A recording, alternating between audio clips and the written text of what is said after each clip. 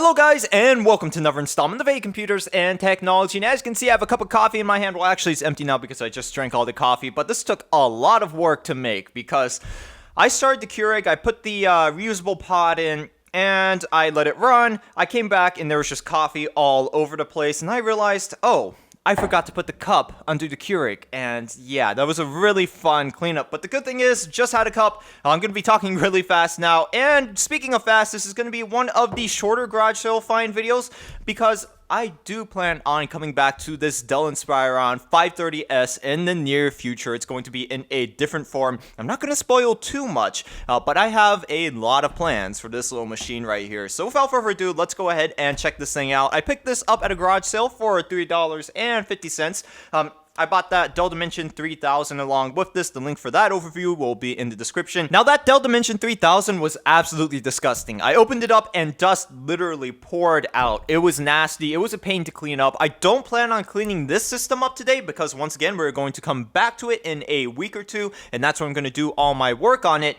But if it's as dirty as that Dell Dimension 3000 was, I might have to. So let's go ahead and take a look around the case. As far as the case goes, I personally like the way it looks. In my opinion, it still looks pretty modern, and I need a small form factor case for my intended application. And as you can see, it's actually in pretty good condition as well. I don't see any noticeable damage to the outside of the case. I am a little bit concerned about cooling. We're gonna have to open this up and see what the internal cooling configuration looks like. There are a couple vents on the outside, which I will show you in just a second. And concern number two is that this is using one of those TFX power supplies. So I'm hoping that it's at least like 350 watts. If not, I'm going to have to find a suitable replacement power supply for this PC because something in the 200 watt range is not going to cut it. Starting from the front, you can see that according to this label right here, the system is equipped with a Core 2 Duo. Not sure about the specific model or the clock speed. We'll have to check that out when we go into the BIOS. Below that, you can see a Windows XP sticker. This system is equipped with a hard drive because I know the owner did not remove it, but I'm not sure what operating system is currently installed on this system. For all we know, it could be Linux, but it's probably not Linux. Right behind this door, we have a 3.5-inch bay, and then behind this, oh, come on, close. And then behind this door right here is our DVD drive. We have the Dell logo right here, power button right here. It's not a nice clunky power switch, unfortunately. Oh, it doesn't feel good at all. Hopefully it still works.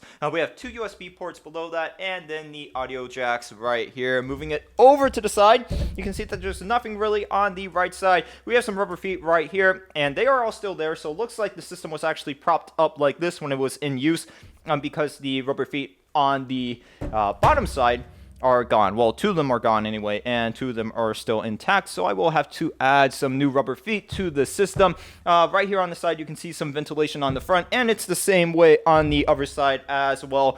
Additional ventilation can be found on the left side. I believe the CPU heatsink is right behind here, and looking through that, it doesn't look too dusty. I mean, the system is a little bit dirty, but the outside definitely isn't as dusty as that Dell Dimension 3000 was. Looking at the back, you can see all of our I/O ports, VGA out right here, 4 USB 2.0 ports, Ethernet port right here, all of our various audio interfaces, and there's a phone modem all the way below that, and that TFX power supply, which I'm hoping is rated above 300 watts.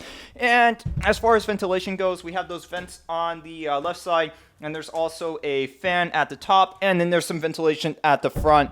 So I'm wondering if there's actually a fan on the front. We'll check that out in just a minute when I open this up. And speaking of opening this up, let's go ahead and do that. So I know I was flying in the last clip. I was talking really fast, and I've just given up on trying to pace myself because, you know, when I try to slow down, then people start complaining that I'm talking too slow, and then when I speed it up again, people complain I'm talking too fast. So I've just given up at this point, you know?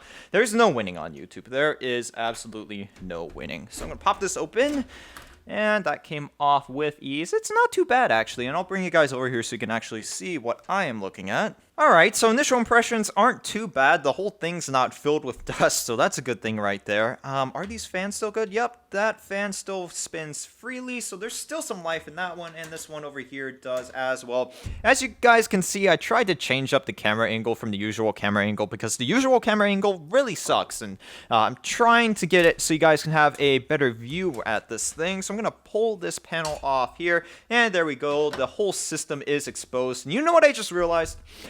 You know what I just realized? This is one of those Bestec power supplies, and yeah, I mean, some of their models were okay, but generally I don't have a super great track record with Bestec power supplies, and you know, it's only rated for 250 watts, so this has got to go. It's not going to be suitable for the upgrades I'm going to make to this PC, so yep.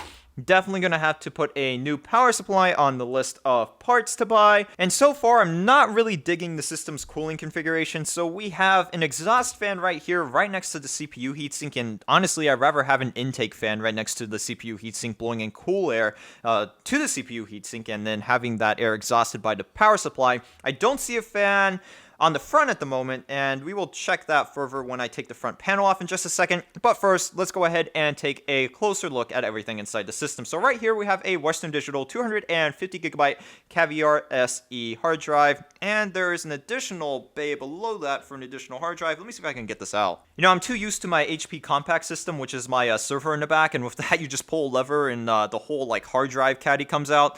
With this, that was not the case, and I was just sitting here pulling this. I'm like, why isn't this coming out? Oh, it's not as convenient as that system. And right below here, we already saw that. That's the Bestec power supply. We have a DVD drive right here. The CPU is under this heatsink, which I'm not going to remove in this video. Once again, we're not going to go too in-depth in this video. I'm going to go ahead and pull the RAM out, though, to see what exactly the system is rocking. Come on, 2 gigabytes, 2 gigabytes.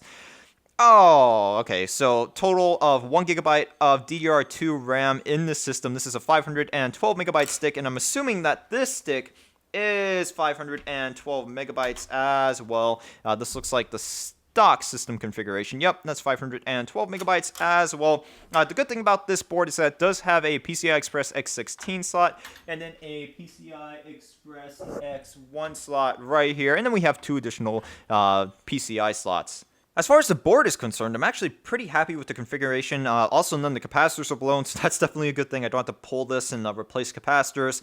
It is, you know, pretty well equipped. We have 4 RAM slots, so we're going to be able to get a total of 8 gigabytes of DDR2 RAM in the system. 4 SATA ports right here, and of course the card slots, which I just mentioned. Is there anything behind that I missed? No, just the power supply connector, and then we have our heat sinks for our north bridge and our south bridge right here. Yeah, definitely not going to be able to fit a fan on the front, but the good news is that dust did not pour out of the system when we took that front panel off. Now, I've been sitting here thinking for a little bit, and I still think I might be able to make this work. I mean, the Foxconn G33MO2 is a pretty capable motherboard. It's socket LGA 775, and with some modifications, we should be able to get a socket 771 chip into the system, like a quad-core Xeon, and then from there we can upgrade the RAM and everything else. Not going to use the integrated graphics. Well, actually, I'm going to spoil what I'm going to do, so I'm not going to talk about the upgrades any further, but I think I might be able to make the system work. And as usual, I'm going to power the system up for the first time on camera, and also as usual, you're not going to be able to hear me because I'm going to be walking away from the mic at this point. But I am going to grab my power cable and plug it in. Hopefully you don't hear any pops or bangs come out from that Bestec power supply. Alright, all is well there. And you know, I grabbed the PS2 keyboard and PS2 mouse, and I realized there wasn't any PS2 ports on this PC, which is reasonable since it was manufactured in 2008. So let's power it on now. Whoa, look at all that dust that just came out. That is extremely loud. Okay, there we go. Quiet down. And yes, we have a post screen, so let's get into the BIOS. Inside the system, we have a Core 2 Duo E6550 at 2.33 gigahertz with 4 megabytes of L2 cache, so not a bad chip, but I would like to upgrade that. And as I said earlier, we have 1 gigabyte of DDR2 memory running at 667 megahertz, and that's really about it as far as information from the BIOS is concerned. There's nothing too juicy here. I'm going to go ahead and exit out of this and try to boot up into an operating system if there is an operating system installed on the system. And I shouldn't have to make any cuts as long as nothing dirty pops up.